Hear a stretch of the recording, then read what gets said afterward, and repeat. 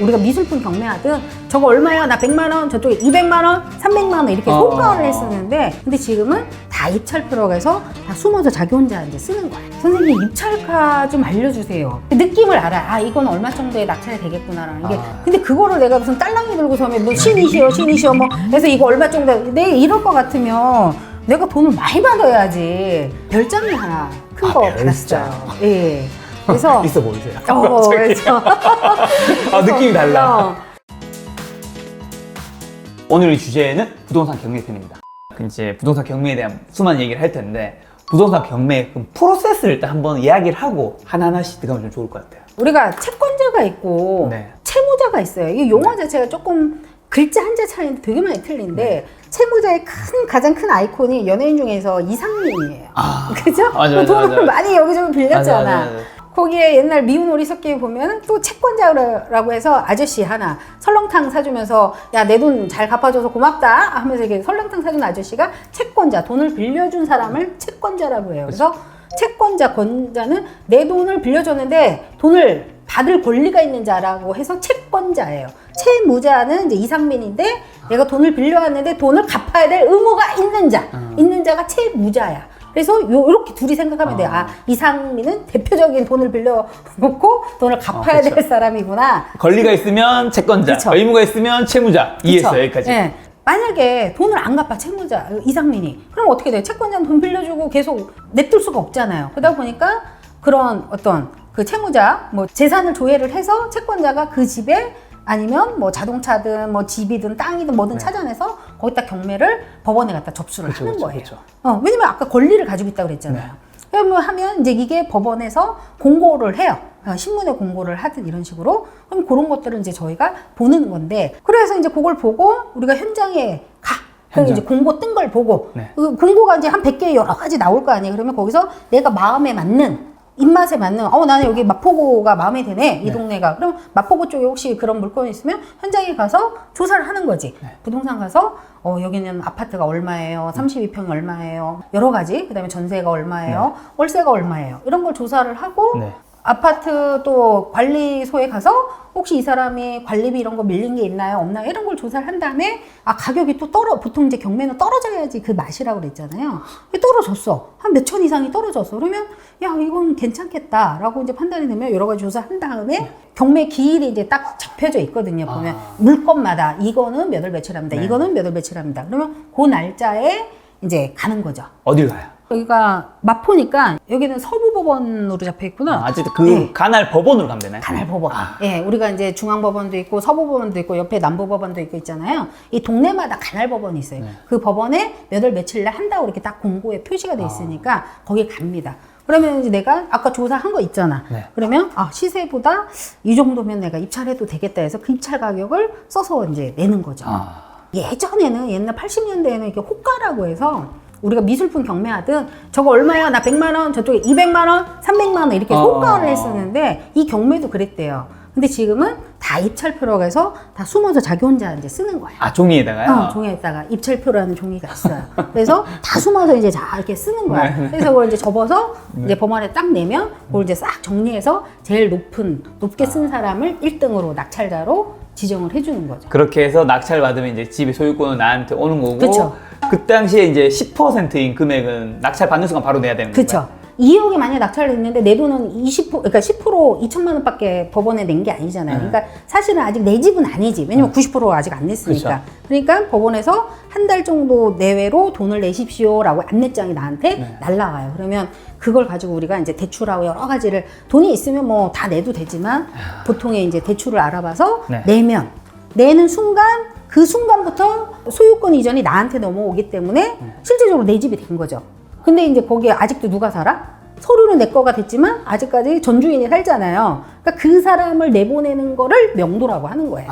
그게 이제 사람들이 초보자들이 제일 불편해 하는 일인데 아까처럼 내 돈이 들어가면 눈에서 레이저가 나오기 때문에 다 시간이 지나면 다 해결할 수 있다. 이게 되는 거예요. 명도를 해서 이제 집을 이제 비워지면 인테리어를 좀 새롭게 해서 다시 팔거나 아니면 월세를 하게 되면 이제 경매의 한 스텝이 끝나는 거군요. 다 끝나는 거죠. 그런 스텝을 120번 밟으신 거고. 또 일반 분들은 잘 모르시니까 공도는 어디서 하긴 했어요? 법원 오프라인에 가야 돼요? 법원 그 게시판 안에도 이렇게 나오긴 하지만 요즘은 이제 법원 사이트가 있어요. 법원 경매 정보 사이트라고 해서 대법원 경매 정보 이렇게 치면 그 법원 사이트 운영 그게 있어요. 그러면 네. 거기 가보면 저기 클릭하시면 경매 건이 쭉 나와요. 그럼 거기 안에서 고르면 되는 건데 네. 보통의 경우 이제 초보자들은 그렇게 해서 가는 경우도 있지만 요즘은 이제 유료 사이트라고 해서 일정량 이제 돈을 수수료를 내면 법원의 사이트는 조금은 복잡하거나 조금은 이렇게 동선 자체가 조금 약간 불편하게 만들어져 있거든요.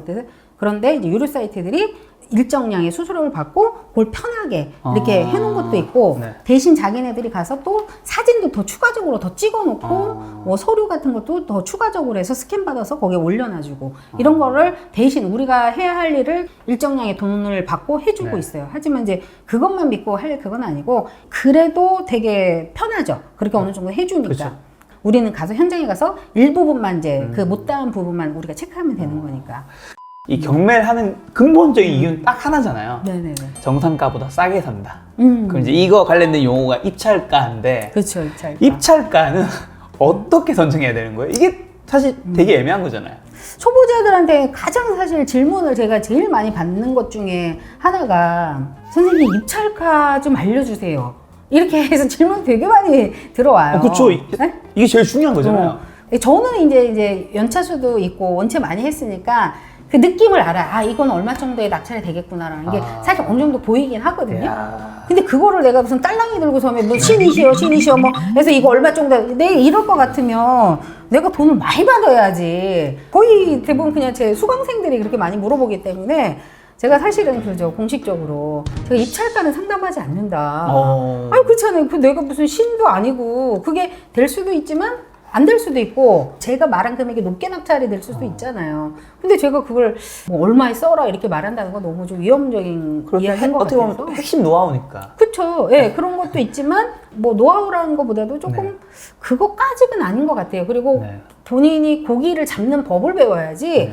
결국은 끝은 그 입찰가를 쓰는 건데 그것도 자기가 조사하고 여러 가지를 통해서 아, 이 정도의 입찰가를 쓰고 또 떨어지면 떨어지는 대로도 공부가 되거든요. 아, 내가 뭐가 잘못됐구나. 그래서 또 두 번째, 세 번째 이게 공부가 되지. 저라고 뭐 처음부터 한 번에 막 낙찰되고 이러지 않았어요. 근데 이제 지금은 많이 지나고 나니까 이거를 이제 어느 정도 느낄 수가 있다는 거죠. 그 느낄 수 있는 좀 참고해야 돼 지표나 이런 것들 얘기해 줄 수 있잖아요. 이런 지금 제가 뭐 것도 요 상품 딱 보면서 요거 입찰가 얼마예요? 라고 물어보는 게 아니니까.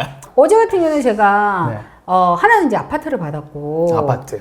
또 하나는 별장을 하나 큰 아, 거 별장. 받았어요. 예. 그래서 있어 보이세요? 그래서 아, 느낌이 달라. 근데 아파트는 되게 좀 쉬운 게 아파트 네. 앞에 가보면 부동산이 되게 많잖아요. 그러니까 부동산 한 세 군데만 가도 어디 뭐 레미안이다 그러면 레미안 33평? 이거 얼마예요? 이 앞에 있는 거? 이렇게 물어보면 얼마예요라고 다 비슷하게 얘기해요. 뭐 3억이다 아니면 3억 5백이다 3억 1000이다 막 요 정도에서 막 이렇게 이야기를 한다고 비슷하게. 갑자기 3억짜리를 어디 부동산 갔더니 5억이에요 이런 얘기는 안 하거든. 그렇죠. 초보자들은 그게 이제 가장 기준점 지표가 되는 거죠. 아파트부터 먼저 이야기를 하면 또 하나는 국토실거래가라고 해가지고 이제 인터넷 네이버에 국토실거래가 네. 치시면 그 사이트가 또 나와요. 네. 가서 요 동네 주소를 갖다 찍으면 여기 뭐 마포구 어디 무슨 동 어디 레미안 아파트 이렇게 치면 몇 평형 해가지고 최근에 실거래된 가격 그러니까 신고제거든요. 네. 우리는 이제 사고 팔고 거래를 하면 요즘은 신고제로 돼 있어요. 어. 그래서 한두 달 전에 이 정도의 가격으로 거래가 됐구나라는 거를 우리가 보면 확실히 느끼죠. 아, 부동산에서 얼마라고 했고 또 실거래가 가보니까 또 얼마에 신고가 돼 있고 아, 그럼 요 정도 이 실제 시세는 요 정도 돌아가겠구나라는 기준점이 그쵸, 생기죠. 생기죠. 네, 그러니까 거기에서 이제 자기가 이제 더하기 빼기 그러면 어느 정도 입찰을 해야 되겠구나라고가 이제 생기는 거죠. 보통 그럼 3억짜리 아파트 나왔다 치면 그 입찰가 전에 경매가, 최저가가 법원에서 뭐 말해주잖아요. 네네. 그건 보통 몇 %로 시작한 거죠? 서울은 20%씩 떨어져요. 그래서 만약에 2억이다 그러면 20% 떨어진 금액으로 이제 만약에 2억에 낙찰이 되면 신건에 그냥 바로 한 번에 낙찰이 되는 거고 2억 보통 이제 경매에서는 일부러 감정가를 좀 높게 잡는 경향이 있어요. 왜 그러냐면 이거 경매의 가장 목적이 빚장치 잘하자 이게 경매거든요. 왜냐면 은행에서도 자기가 돈 빌려줬는데 돈을 못 받은 거를 경매에 붙인 거니까 돈을 다 받고 싶은 거야. 빌려준 걸. 그러다 보니까 감정을 어떻게 하겠어요. 법원에서도 좀 높게 해. 그래야지 좀 빚잔치도 좀 널널하게 여유있게 하지. 법원의 경매 그 감정가가 약간 그렇게 되는 편이고 일반적으로 시중에서는 내가 우리 집이 있어. 내 집이 하나가 있는데 돈이 갑자기 한 5천만 원, 1억이 필요해. 그러면은 친인척한테 돈을 빌려주는 것보다 내 집을 담보로 은행에서 돈 빌려 쓰는 게 그나마 내 자존심을 좀 살리는 거잖아요. 은행에서 나 한 1억 정도만 빌려주세요. 이러면 주소 이야기를 하라 한단 말이에요. 그러면 감정을 해. 은행에서의 심리는 뭐야? 돈을 많이 이 사람한테 빌려주고 싶겠어? 많이 덜 빌려주고 싶겠어요? 그 은행은 리스크를 체크하는 집단이기 때문에 대출을 많이 빌려주고 싶은 마음은 없어요. 은행에서 대출을 해주려고 할 때는 감정을 작게 해주는 편이고 다르게 하네요. 그렇죠. 근데 경매에서 감정은 빚잔치를 잘해야 된다라는 개념이기 때문에 감정을 좀 높게 하는 편이고 약간 이제 좀 다르죠. 어쨌든 그 경매의 시작가는 20%부터 시작한다 생각해요. 그렇죠. 서울은 20, 인천은 30 이렇게 떨어지는 폭이 좀 달라요. 그보다 밑에는 쓸 수 없는 거군요. 그렇죠. 그거는 취소지, 무효지. 이 사이에서 내가 어느 정도를 먹느냐가 되게 중요한 그렇죠. 요소이거든요. 네, 그렇죠. 그래서 어떤 사람은요, 여기 이제 서울이 20% 떨어졌잖아요. 최저가에서 한 10,000원만 써도 낙찰이 되는 줄 알아요. 그러니까 너무 말도 안 되는 소리지.